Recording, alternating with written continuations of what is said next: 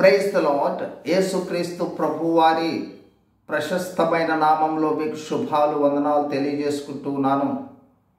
ప్రియ సహోదరి సహోదరులారా, మనము రక్షణ విషయంలో, ఆత్మీయత విషయంలో, క్రైస్తవ్యంలో ఎదుగుతున్నామా అనే విషయాన్ని అనేక గుణాల ద్వారా తెలుసుకోవడానికి ప్రయత్నం చేస్తూ వస్తూ ఉన్నాము. మందిర సహవాసంలోనూ, మందిర అవగాహనలోనూ, మందిరంలో ప్రవర్తించకూడని విషయాలలోనూ, అదేవిధంగా శరీర సంబంధమైన విషయాలలో ఉన్న ఆసక్తి, పైనున్న పరలోక సంబంధమైన విషయాల యొక్క ఆసక్తికి ఉన్న ఆ ఆసక్తులలో ఉన్న అనుభవము, అంటే భూ సంబంధమైన వాటి యొక్క ఆసక్తి తగ్గి పర సంబంధమైన వాటి యొక్క ఆసక్తి పెరుగుడం ద్వారా మనము ఆత్మీయంగా ఎదిగామో లేదా అనేది మనం అంచనా వేసుకోవచ్చు అనే విషయాన్ని జ్ఞాపకం చేసుకుంటూ వచ్చాం. ఇప్పుడు మరొక ప్రాముఖ్యమైన వచనాన్ని జ్ఞాపకం చేసుకోబోతా ఉన్నాం. చూడండి, మొదటి పేతురు పత్రిక మొదటి పేతురు పత్రిక 2వ అధ్యాయం 9వ వచనం. రక్షణ గురించి వ్రాస్తూ ఉన్నాడు పేతురు భక్తుడు. ఇక్కడ ఏం చెప్తున్నాడు చూడండి. 9. అయితే మీరు చీకటిలో నుండి ఆశ్చర్యకరమైన తన వెలుగులోనికి మిమ్మును పిలిచిన వాని గుణాతిశయములను ప్రచురము చేయ నిమిత్తము ఏర్పరచబడిన వంశమును, రాజులైన యాజక సమూహమును, పరిశుద్ధ జనమును, దేవుని సొత్తైన ప్రజలునై ఉన్నారు. చూడండి, మనము ఏమని చెప్తున్నారు? మిమ్మను పిలిచిన వాని గుణాతిశయములు, అంటే యేసుక్రీస్తు యొక్క గుణాలను ప్రచురము చేయటం కోసం ఏర్పరచబడిన ఒక ప్రత్యేకమైన వంశము మనమని, రాజులైన యాజక సమూహము, పరిశుద్ధ జనమును, దేవుని సొత్తైన ప్రజలు. మనము దేవుని సొత్తు. కాబట్టి ఇక్కడ క్లుప్తంగా 2-3 విషయాలే జ్ఞాపకం చేసుకోబోతా ఉన్నాం. అందులో ఏంటంటే రాజులైన యాజక సమూహము, దేవుని సొత్తు. ఈ 3 విషయాలను జ్ఞాపకం చేసుకోబోతా ఉన్నాం. చూడండి, ఇదే పదజాలాన్ని ఇశ్రాయేలీలకు లేదా యూదులకు వాడిన సందర్భం చూస్తాం. నిర్గమకాండము 19:5-6. కాగా మీరు నా మాట శ్రద్ధగా విని నా నిబంధన అనుసరించి నడిచిన ఎడల మీరు సమస్త దేశ జనులు నాకు స్వకీయ సంపాద్యమగుదురు. సమస్త భూమిని అదే కదా. మీరు నాకు యాజక రూపమైన రాజ్యముగాను, పరిశుద్ధమైన జనముగాను ఉందురని చెప్పుము. కాబట్టి యాజక రూపమైన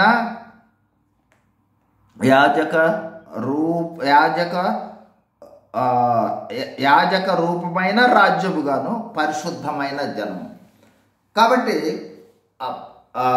ఇశ్రాయేలీయులు లేదా యూదుల ఏర్పాటు ఏ విధమైందో అదే విధమైన ఏర్పాటులోకి యేసుక్రీస్తు ప్రభు వారిని నమ్ముడం ద్వారా మనము కూడా రాజులైన యాజక సమూహము, ఒక ప్రత్యేకమైన వంశము, పరిశుద్ధ జనము, దేవుని సొత్తైన ప్రజలు. అక్కడికన్నా ఇంకా ఎక్కువ కనిపిస్తూ ఉంది ఇక్కడ. అంతటి ఆధిక్యతలోనికి వచ్చాం. ఈ సమయంలో యాజకుడు చేసే పని ప్రాముఖ్యంగా 1-2 పనులు జ్ఞాపకం చేసుకుంది. ఏమిటంటే, 1 అర్పణలను అర్పించటం. ఈ రోజున మనం అర్పణలను అర్పించటము అంటే దాని అర్థం ఏంటంటే కృతజ్ఞతాస్తు, స్తుతించటం, జిహ్వ ఫలాన్ని అర్పించటం. వీటితో పాటు భౌతిక ఇతర సంబంధమైన అర్పణలు కూడా అర్పించే వాళ్ళంగా ఉండటం జరుగుతుంది. యాజకులు చేసే మరో ప్రాముఖ్యమైన పని ఏమిటంటే వారి కొరకు వారు ప్రార్థన చేసుకోవటము, ఇతరుల కోసం విజ్ఞాపన చేయటం.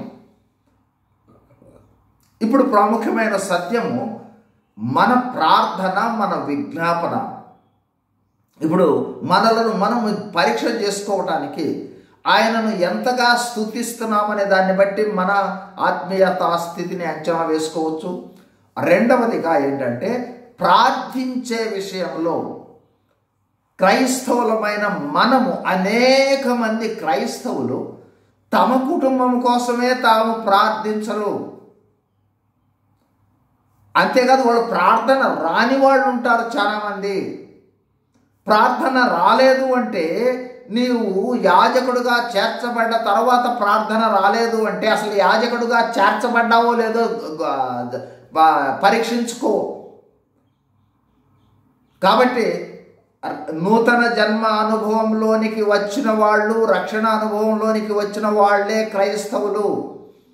కాబట్టి ఆ అనుభవంలో ఉన్నవాళ్ళు తప్పనిసరిగా యాజక ధర్మాన్ని నిర్వర్తించాల్సిందే.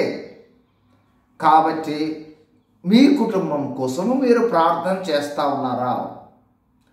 ఇంకొకటి, ఆ ప్రార్థించడం కోసం ఇతరుల దగ్గరికి వెళ్తా ఉన్నారా?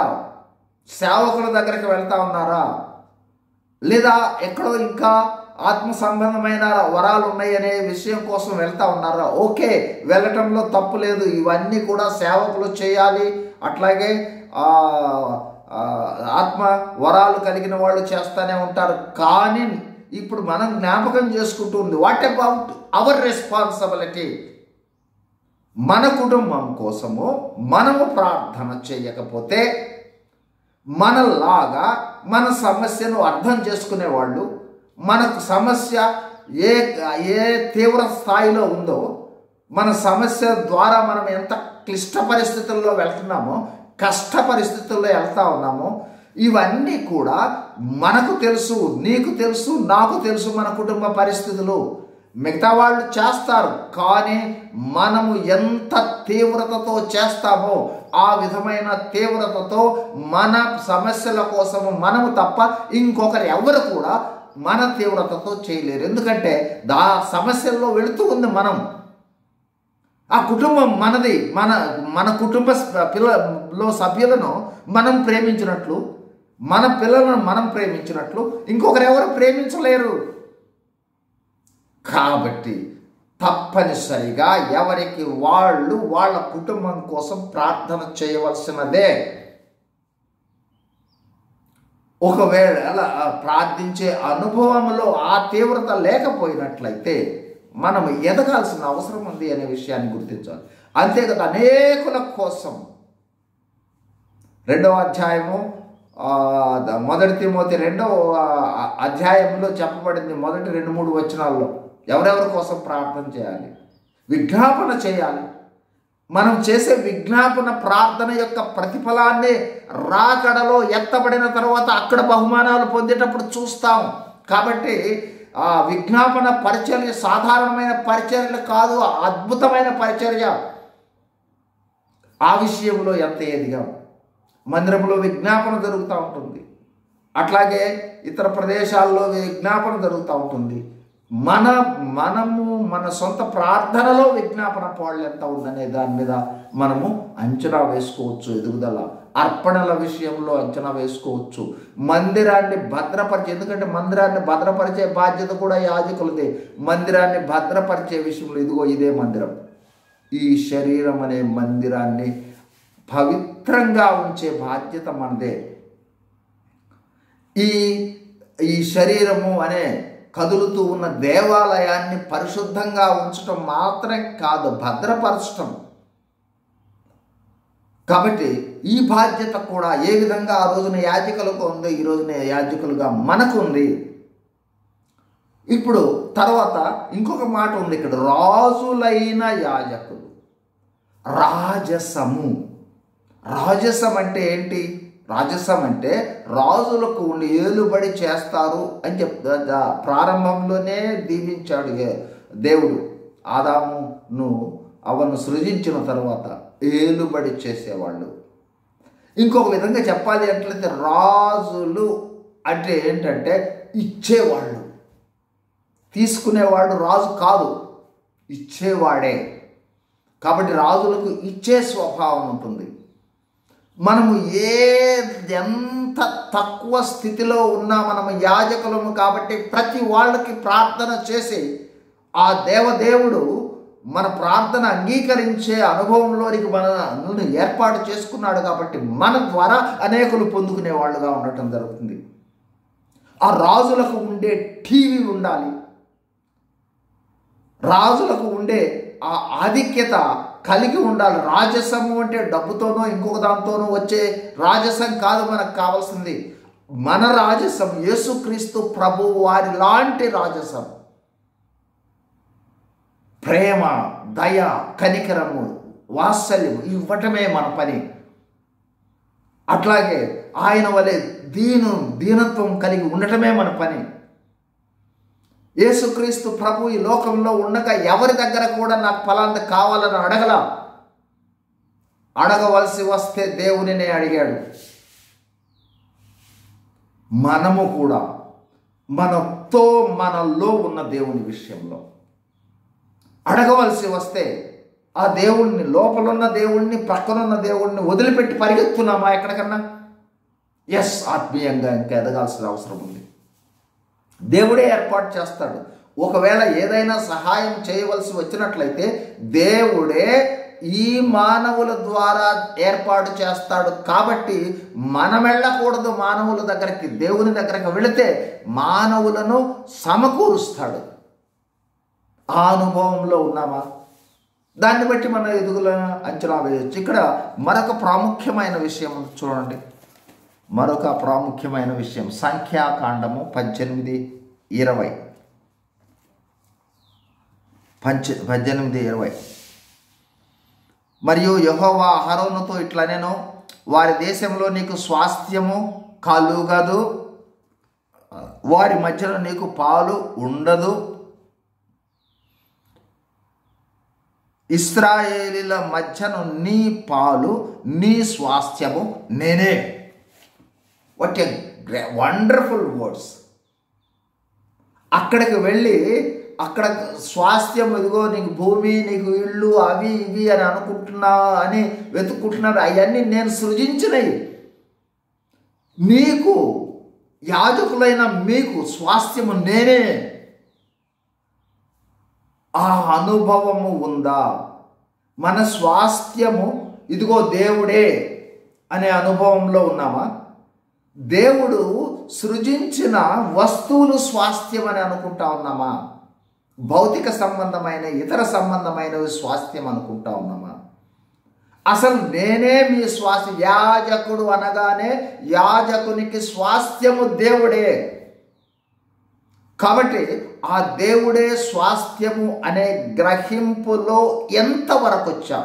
నాకు దేవుడు ఉంటే చాలు, ఇంకేం అవసరం లేదు అనే అనుభవంలో మనము ఎంతవరకు వచ్చాము? ఎప్పుడైనా సరే ఈ విషయంలో మనము ఆలోచించామా? ఇది అత్యంత ప్రాముఖ్యమైన విషయం అన్నమాట. చూడండి, ఇక్కడ ఒక చక్కని మాట, పాత నిబంధనలోనే దావీదు భక్తుడు అన్న మాట జ్ఞాపకం చేస్తా ఉన్నాను. చూడండి, 73వ కీర్తన 25. ఆకాశమందు నీవు తప్ప నాకెవరున్నారు? నీవు నాకు ఉండగా లోకములోనిది ఏది నాకు అక్కరలేదు. దావీదు భక్తుడి యొక్క అనుభవం. దేవుడుంటే ఈ లోకములో ఏది అక్కర్లేదు. ఎందుకంటే ఈ లోకంలో నిర్మించిన ప్రతిదీ కూడా నోటి మాటతో వచ్చింది. మనకు ఆయనే మన స్వాస్థ్యం. కాబట్టి ఆ అనుభవంలోనికి మనము వెళ్ళాలి అనేది దేవుని యొక్క ఏర్పాటు.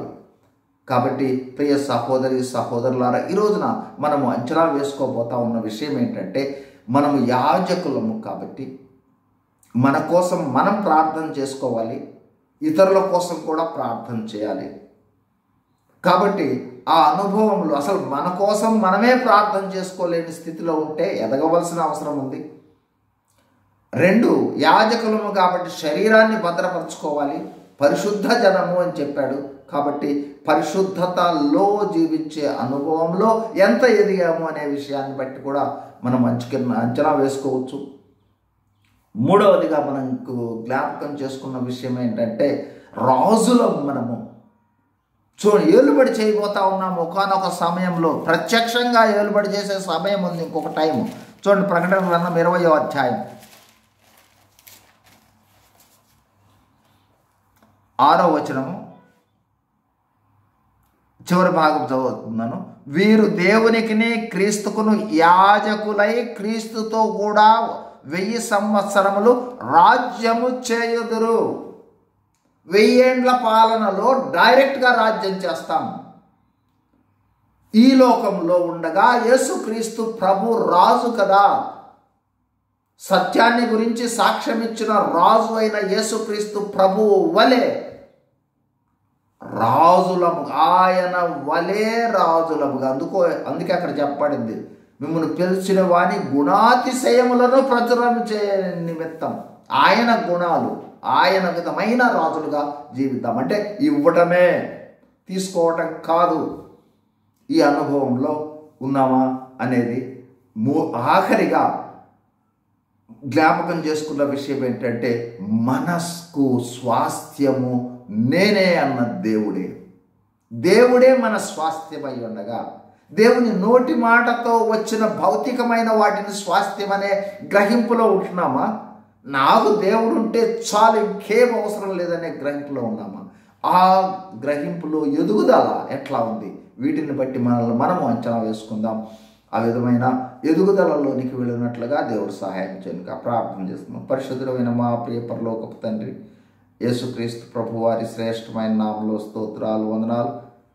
దేవా, ఆత్మీయ ఎదుగుదల విషయంలో ప్రభువా, మందిర భద్రము విషయంలోను, దేవా, యాజక ధర్మ విషయాలలో ప్రభువా, మేము ఎదగటానికి, రాజులైన యాజక సమూహంగా ఉండటానికి దేవా సహాయం చేయండి. మీరే మా స్వాస్థ్యము అనే ఆ గ్రహింపులోనికి వచ్చినట్లుగా సహాయం చేయమని వేడుకుంటూ, దేవా, చేరువచ్చిన వారిని, వింటూ ఉన్న వారిని మీ దయగలిగిన హస్తాలను చాపి దీవించి ఆశీర్వదించుకుని యేసు ప్రభు వారి నామములో వేడుకొంచున్నాము తండ్రి.